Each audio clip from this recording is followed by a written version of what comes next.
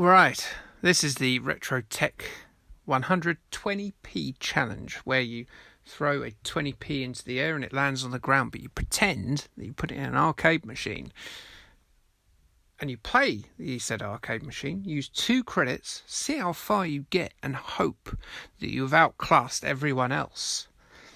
And this week, the game choice was mine, and I could not be more sorry.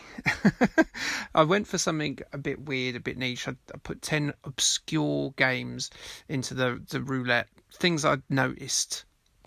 And it came out with this one, which looks fun. And it's a Konami game. It's from 1990, so you think, that would be all right. And I'm sure it is in 4 players. But it's not a lot of fun to play. Basically, you have to press a button very quickly to run. But I've actually noticed it's more of a resource management game. So if you dump all your credits into, or rather both credits, into your stats from the off, you're going to destroy everyone in the first few levels and then have no credits left with which to do the rest of the race, because basically your stats, which are based on skidding, skidding basically is how you corner, strength, how you elbow past people, and recovery, obviously if you trip over something or crash into a wall like I just did just then, they drain. So it's important not to use all your credits up immediately on those stats. And as you can see, I sort of conserved half of them at the beginning of that. So the first race is pretty straightforward. The aim of the game is obviously to win the race. Your main opponent will always be that Patrick Swayze looking Mother Hubbard in the black there. And I am the guy in the double denim with the mullet, as was always going to be the way for a 1990s hero. Obviously American. As you can see there you go. Remember, they were all half at the beginning of the race, so I'm going to put them back up again. And even if you win, you don't get that much money. You can collect things on the way around, and it is actually important if you do collect things on the way around, because that meat you collect doesn't just aid you in that race, it might give you a little bit of strength for the following race as well. The guy who usually is the pacemaker is the ginger fella in the yellow. Wrong choice, mate, really, that jumpsuit with that colour hair. But you do you. So yes, as a reminder, if you go into the Retrotech 100 page, there is this challenge that comes up every week, and normally people choose games you've actually heard of that are fun to play, unlike Escape Kids, which I don't even know why it's called Escape Kids. These are clearly all look like adults. Well, they might be teenagers, I guess. I don't know. It looks just like a load of dads running around on a sports day. Most of the time, as I say, they pick decent titles, so please do join the group, and I'm sure next week whoever picks it won't be me, will pick a much better one.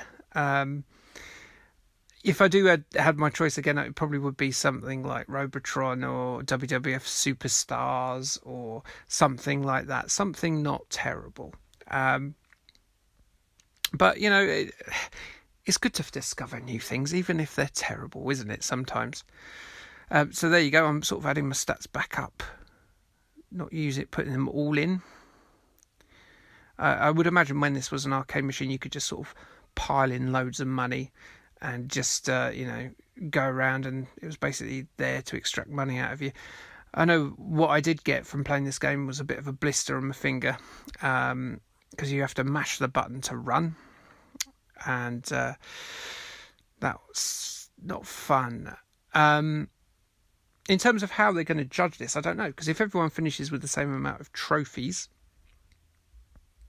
it's going to be pretty difficult. If I could make a suggestion, I guess it's total playtime from the minute the first whistle on the first race goes to the minute you get beaten by the guy the Patrick Swayze guy in the last race you're in.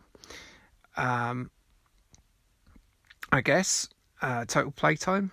I mean, it's possible that someone might get more trophies, I guess, but it does not. It's, as I say, it seems to be less of a skill-based game and more of a resource management game. So I did pretty well here.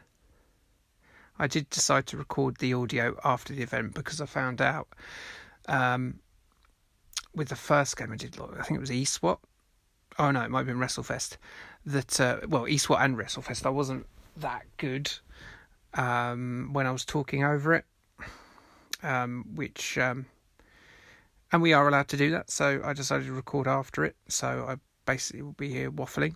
This is the mini game, which is really short, where you collect coins with which you can spend on your lung power and what have you. Really important to get these if you want to last long into the game. Again, building those stats up. I bought too many super jumps there. Super jumps are useful for things like when there's like a giant puddle and what have you, but generally they're not that great. So little ginger-haired pacemaker there. You. Go on. He'll always finish that guy. To myself and the Patrick Swayze fella. As I charged past him in my double denim. Like I'm a member of Van Halen or something. But yes, again, and I know I've apologised already, but I'm really sorry, everyone. Please don't hate me. If I ever do get another go, I will choose a much better game, I promise. I won't be so Johnny bloody contrarian next time. Because even the music's annoying. Basically, there's a guy just shouting 1, 2, 1, 2, 1, 2 for the whole race. I quite like this victory screen though. The little toilet rolls hanging off the floor. Dirtiest one naturally belongs to Patrick Swayze. Curse him. Curse Patrick Swayze, but not the real one.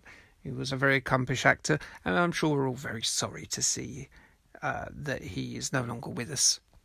Well, that was a while ago. So I guess we can say what we want about him.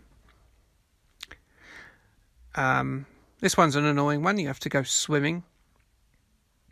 Another problem for the judges will be that all the courses are random.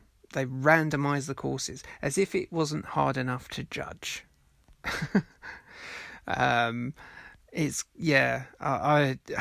Christ, I did a doozy this time. There was a game called what was it? There was basically a game called like Dying Like a Swine or something. Pig Out, Dying Like a Swine. I should have gone for that. It was sort of like a bomb jack style game where you played a pig. If I was going to go niche, I should have gone that way instead of this admittedly inventive and I'm sure very fun with multiplayers back in 1990. I'm sure this would have been a lot of fun, but not so much a one-player game, especially not for an arcade challenge. There we go. So that's that race. Very narrow victory over Patrick Swayze there.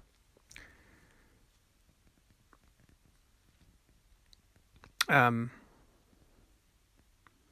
shoe's fallen off there. I don't know if you noticed. Should be a cowboy boot, really, considering the way he's dressed there. He's sort of like the sort of guy who sort of sits alone at a rock club in Brighton or in Manchester or somewhere. He's at least 20 years older than the girls he's trying to crack onto. Sits at the bar with his Guinness. He's got loads of rings on.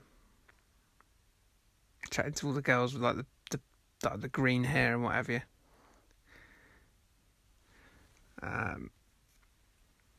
So the inclines and the declines they're a lot. They do actually affect how much you have to press the button, I found. They do slow you down a bit. But Patrick Swayze is not messing about now. Look at him. and my stats are a lot lower because I'm very low on cash at this point. Oh, the ginger guy just bought the bullet. But yeah, please do join in with the next one. I'm sure someone will pick out a really good title next time. Oh yeah, I fluked that race, didn't I? I got that little power pill at the end. It kept me in it. That's probably kept me in this.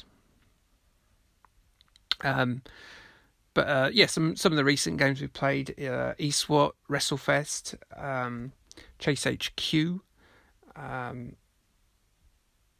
I've come into it pretty late, but yeah, we've had some. Most of the really, really well-known ones have gone, but there are, how many arcade games is there on MAME? Thousands. No one's played any of the COMAD games with the. I don't think we'd be allowed to do them. The ones with the new ladies in. But maybe if it goes on for another 50 years, we'll have to do that because there's only so many arcade games, and we're going to run out of them soon. Not soon, but at some point. Yeah. See, as you can see, one of those stats wasn't filled at all. You might guess that this could be my last race. And this weird toxic waste dump, very 90s thing that is, the sewer with the purple toxic waste, just like Ghostbusters 2. I think I used my jump well there, though. I think if you jump over like obstacles like that, it makes it easier. I don't think you can take like big shortcuts, so I don't think you can jump over parts of the environment. You can obviously jump over hazards, but as I say, I don't think you can jump over like the barriers or anything. Not that I've seen. So I sort of started playing this last weekend, and then I had a little practice run, and then I played this recently, and there is the end of my challenge. So I finished with 6 gold trophies. My mullet man is flushed forever down the toilet of life. Just how everyone else feels they should flush me down for choosing this game. Again, many apologies. I wonder how I've done. I think I did pretty well. I think that's one of my better goes at it. I did have a better go before. You can see I played it a few times there with the course records. Just certainly did better on the ice course in a previous game by looking at that. But that's it. Thank you for watching, and again, very sorry, and we'll catch you soon. Okay, thanks, bye.